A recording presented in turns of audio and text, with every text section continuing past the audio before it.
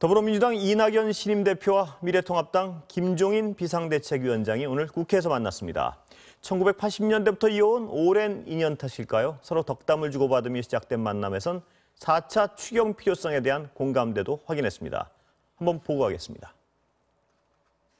전 4차 추경을 갖다가 빨리 해서 그래도 경제적으로 어려움을 겪고 있는 사람에 대한 선별적인 지원을 좀 빨리 해야 되겠다는 것이 우리 소위 통합당의 입장인데, 제가 보기에 우리 이 대표께서도 이 코로나로 인한 경제 어려움을 겪는 사람에 대한 선별 지원을 해야 되겠다고는 생각을 가지고 계시기 때문에 그런 점에 있어서는 여야가 별로 그렇게 큰 이견이 없으리라고 이렇게 생각을 합니다. 그래서 대표님 말씀 주신 대로 4차 추경은 불가피하다고 생각을 합니다. 그와 관련된 당정 협의가 진행되고 있습니다. 결론이 날 텐데 4차 추경은 한쪽으로 결론이 나리라고 보고 있고요. 며칠 안 걸릴 겁니다. 그리고 국회의 문제는 참 아쉬운데요. 그러나 금년 개원 협상 과정에서 두세 달 동안 겪었던 우여곡절을 또 반복하는 것은 지금 그럴 겨를이 없다 생각을 합니다. 오늘은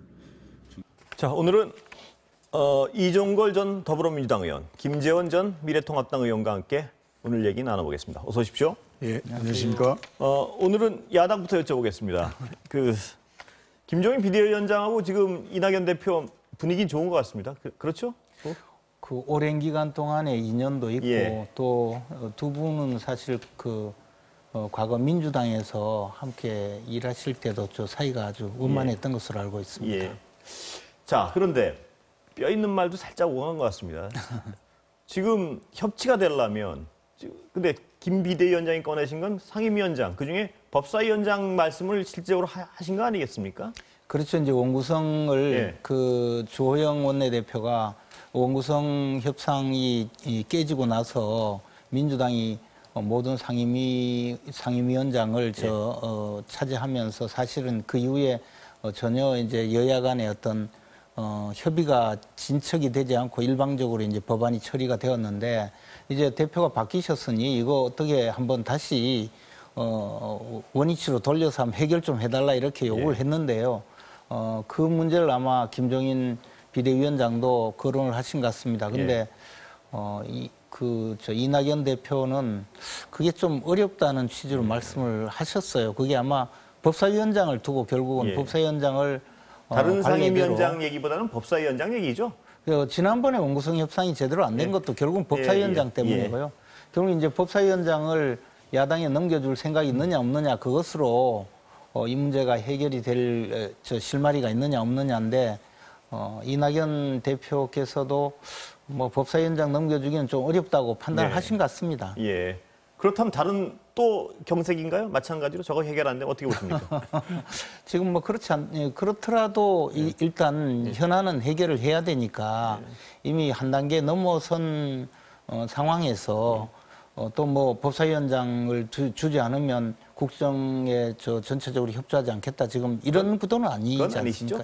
그런 스탠스는 아니시죠? 그렇죠. 이제 일단 대표가 되셨으니까 여야 협치의 차원에서 한번 해결해 달라는 그런 요구를 한 것이죠. 근데 법사위원장을 여당 입장에서 못 주는 거는 다들 짐작하고 계신 거 아닌가요? 속내는?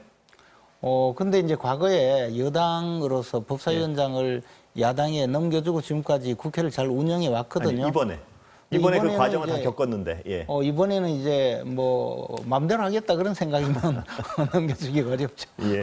이 의원님, 법사위원장 주실 생각은 여당 입장에서 없는 거 맞죠?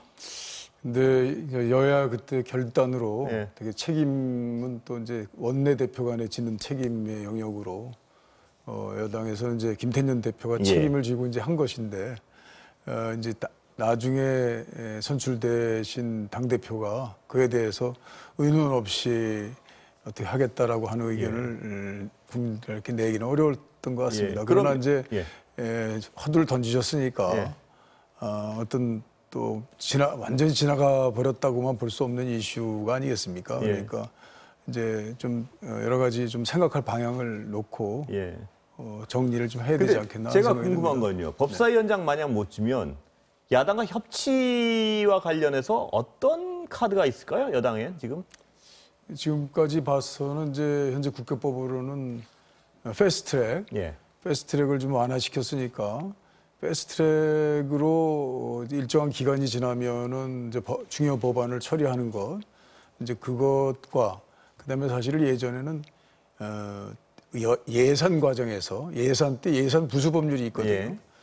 예산 부수 법률뿐 아니고 그때 예산은 다 통과되는 거니까 그때 되게 이제 입법 같은 것도 사실 딜을 합니다. 그래서 어느 정도 통과시킬 수 있는 내용들을 정리해서 예산 때 함께 하는 것이 이제 좀 여러 가지 기법 중에 하나였는데 이제 그것도 못 참겠는 거죠. 왜냐하면 시기별로 급하고 중요한 법들이 나오는데 그걸 법사위에서 그때 막으니까 패스트트랙 아니면 불가능한 거거든요. 그러니까 법사위에서 막는 그 기능을 그러니까 국회에서 사실상 합의 안 하면 통과하지 못한다는 것, 패스트트랙 빼놓고는 그것을 좀 뭔가 좀 룰 변경을 하거나 문화를 좀 변경시키고 난 다음엔 그 다음엔 법사위를 서로 예산위와 법사위를 서로 이렇게 주고받는 거는 그것이 그래도 또 국회에 좀 괜찮은 전통 아니었나 이런 생각을 합니다.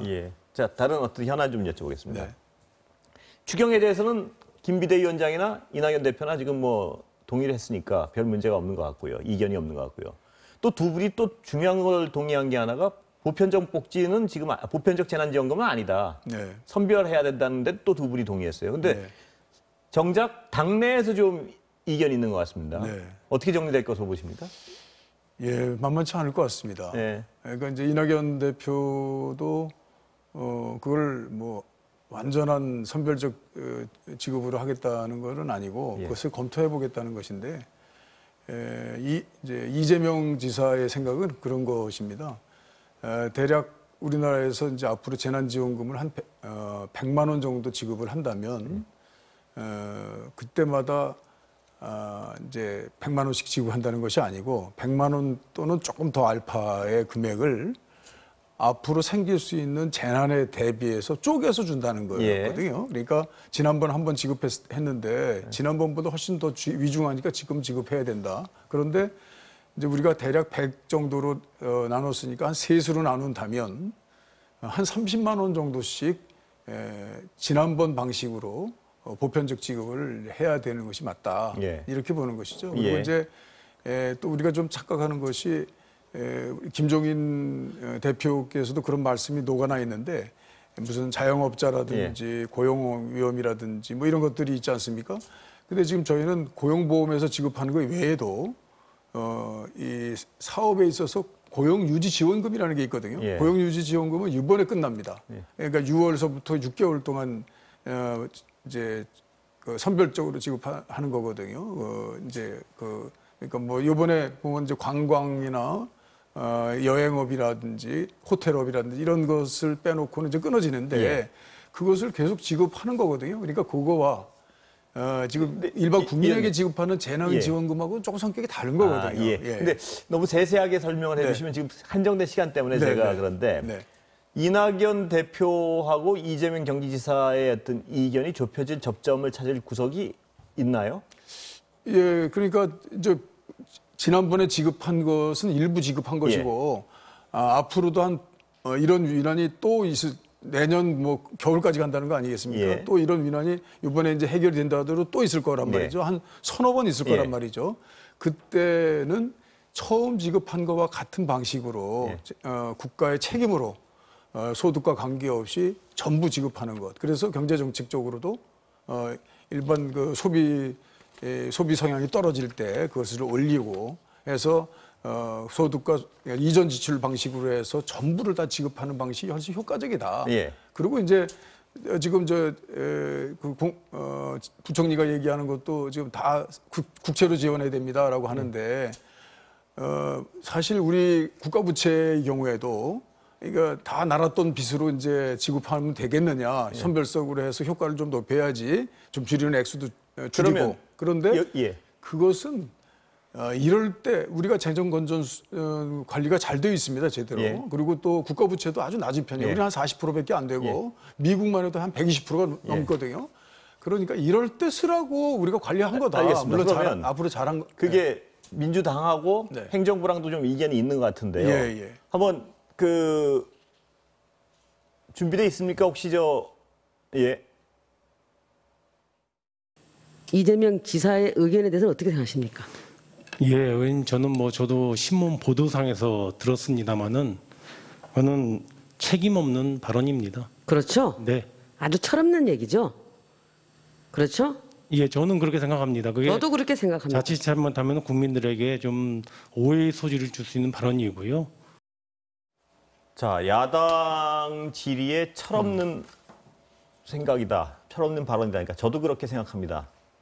야당은 시원하시죠, 저런 발언. 근데 이제 홍남기 부총리가 원래 예. 뭐 철없는 발언이다라고 하는 말에 꼭 동조한 것으로 보이지는 않고요. 예. 하여튼 이제 좀 문제의식을 갖고 있으니까 그렇게 발언을 했다고 생각을 합니다. 예.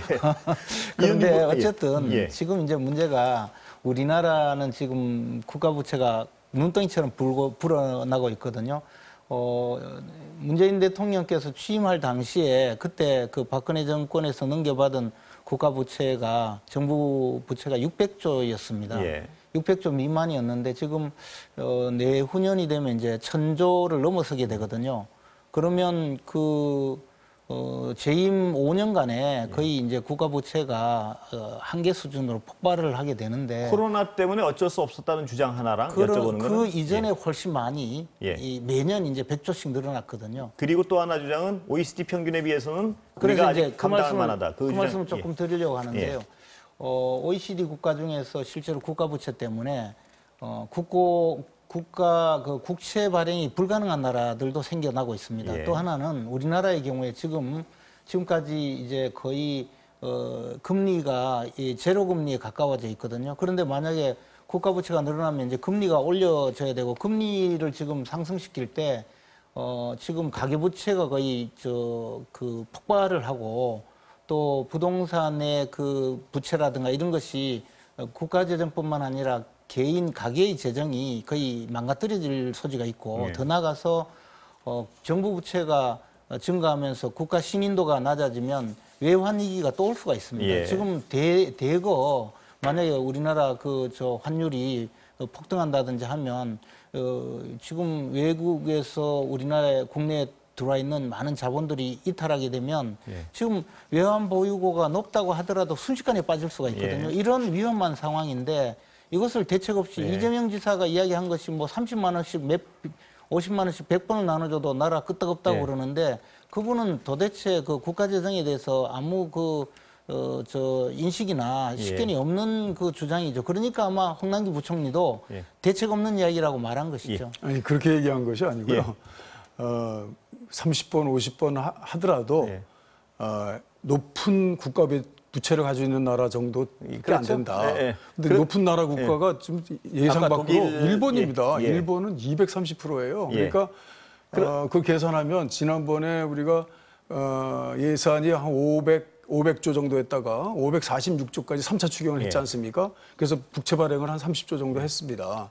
근데 그거를 30번을 해도 일본의 230%는 못 미칩니다. 예. 뭐 그런 그거는 근데 그냥 얘기하다 보니까 레토릭으로 한 것이고요. 홍남기 발언은 어떻게 생각하세요, 이은동은? 뭐냐면 예. 철없는 발언이라고 생각하십니까? 그러니까 동의합니다, 행정부에서. 이건- 이 발언에 대해서는 어떻게 보십니까? 네, 아마 철없는 발언이죠라는 얘기는 제대로 다 이렇게 마이크에 어떤 미스테이크가 있었던 예. 것 같고요. 그러니까 홍남기 부총리가 이재명 지사를 철없는 사람이다 이렇게 얘기했을 것 다만 같지는 않은 것 재정건전성을 같습니다. 우려한 발언 같다는 말씀이시죠? 네, 그러나 이제 국민적 오해를 좀 불러일으킨다. 왜냐하면 지금 이제 우리 정부 부처에서는 경제 부처에서는 여태까지 굉장히 중요한 예산 원칙 중에 하나가 통합 재정 관리 수지거든요. 예. 그리고 그걸 관리해서 국가 부채를 정말 좋은 국가 부채로 지금 관리해 온 것의 공은 우리가 인정합니다. 예. 그런데 지금 이게 정말 스페인 독감, 지난번 3.1운동 1919년 때 있었던 스페인 독감 같은 거의 100년 만에 있는 국가 위난이거든요. 예. 사실 이럴 땐 우리가 여태까지 좋은 통합재정관리 수지로 국가부채를 관리한 것을 이때는 써야 된다라는 것입니다. 행정부의 걱정이 과도하다고 보시는 건가요? 예, 저런 이제 행정부의 저런 입장이나 이런 예. 것들이 지켜지면서 그것이 어느 정도 서로의 논쟁과 토론 끝에 예. 어느 정도의 재정 위난금이 국민에게 제공되는 것, 이것들은 저는 좋은 방법이라고 그럼 생각합니다. 이낙연 대표의 선별 지급에 대해 어떤 입장이신가요? 지난번에도 예. 통 한 25조에다가 1인당 평균 한 35만 원 정도 지급이 됐거든요. 예. 그리고 지방에서도 한 10만 원 정도 지급돼서 한 40만 원 정도 1인당 4인 가구에 80만 원 정도 지급되지 않습니까? 그 상태에서는 일부가 고소득자의 경우에는 세금으로 환수하는 그 기능도 있었습니다. 예. 그러니까 세금으로 환수한다는 얘기는 지급을 했지만 일부는 세금으로 다시 이제 빼서 가기 때문에 예. 재난지원금이라는 게 좀 그만큼 작아지는 것이죠. 예. 이제 이런 정도의 그런 서로 조정하는 것들까지 생각한다면 예. 이걸 큰 이견이라고 볼 수 없단 말씀이신가요? 저는 그렇게 본다 생각합니다. 예. 예. 뭐 이게 하도 세부적으로 길어가지고 이게 끝이 안 날 것 같아서 다른 얘기 좀 여쭤봐야 될 것 같아서요. 김 의원님 오늘 김종인 비대위원장이요. 서울시장 관련해서 몇 마디 말씀하신 거 혹시 들으셨습니까? 뭐 기본적 늘 뭐 그 예. 원론적인 말씀이시니까요. 홍정욱 전 의원에 대해서는 얼굴만 잘생겨서 되겠느냐는 취지로 말씀하셨다는 뭐 기사가 있는 것 같던데요. 어떻게 보십니까? 뭐 그런 홍정욱 전 의원도 굉장히 우리 그 당의 입장에서 훌륭한 인재이고 또 그동안에 그 김종인 비대위원장이 말씀하신 경제를 잘 알고 또 40대 김종인 위원장님의 생각하고는 김 의원님의 생각은 좀 다른 것 같은데요. 보니까 아까 발언의 요지를 보면 그게 뭐 다를 수도 있지만 예. 또 그동안 그 김종인 비대위원장이 하신 말씀의 취지로 보면 예. 그 홍정욱 전 의원도 굉장히 훌륭한 인재이고 또 서울시장 후보로 내세울 때 우리 당의 다른 후보들과 경쟁을 해서 예. 또 그 서로 좋은 그 관계를 유지할 수 있고 또 예. 경쟁력을 높이는 데 큰 효과가 있으리라고 봅니다. 예, 하여튼 김 의원님 말씀은 알겠는데 오늘 발언이 이게 맞다면 이 기사가 맞다면 얼굴만 잘났다고 되는 것도 아니다. 이런 발음이고요. 또 안철수 대표에 대해서는 우둔한 짓이다. 내부에서 찾아야 된다. 이거 굉장히 어떤 강한 말씀을 하신 것 같은데 그 배경이 뭐라고 생각하십니까? 개인적으로 생각하기에는 예. 이제 안철수 대표의 경우에는 국민의당을 이끌고 있기 때문에 그분이 국민의힘 당으로 들어올 그쪽 당을 해산하고 야권을 통합한다든가 이럴 가능성은 별로 보이지 않습니다. 예. 그렇기 때문에 추후에 이제 야권 후보 단일화에 나선다든가 이런 과정을 거친다면 모를까. 그러니까 우리 당으로서는 당연히 그 후보를 만들어야 되는 상황이 예. 되고요. 홍정욱 전 의원의 경우는 여러 그 경쟁자 중에서 저는 출중한 인재라고 생각을 합니다. 예. 그리고 그런 분들이 많이 나서줘야 또 서울 시민들이 보고 제대로 선택할 수 있는 예. 그 가능성이 있고요. 참고로 역사적으로 보면 바깥이라고 생각하시는 것 같은데요. 김종인 비대위원장은. 바깥에서 찾을 일이 아니다, 오늘. 그러니까 근데 저 역대 서울시장을 보면 초대 그 민선 시장이 이제 민선이 되고 나서 조순 전 총리의 경우에도 사실상 밖에서 모셔온 분이고요. 그 다음에 그 이명박 시간은 거의 다 시장의 돼갑니다만, 경우에도 그렇고 오세훈 시장의 경우에도 그렇고 박원순 시장의 경우에도 그렇고 사실은 밖에서 모셔온 분들이 아주 각광을 받은 사례가 있습니다. 예, 알겠습니다. 오늘 여기서 정리해야 될 것 같은데 거기 오늘 기사에 따르면 어물어물하다가 외부 인사에게 시장 후보 뺏겼다. 이게 김종인 비대위원장의 발언입니다. 한번 다음에 어떻게 제대로 확인해보고 말씀드리겠습니다. 어떻게 다음에 어떤 취지의 말씀인지는 다시 한번 여쭤보겠습니다. 제가 한번 확인해보겠습니다. 오늘 여기서 마치겠습니다. 감사합니다.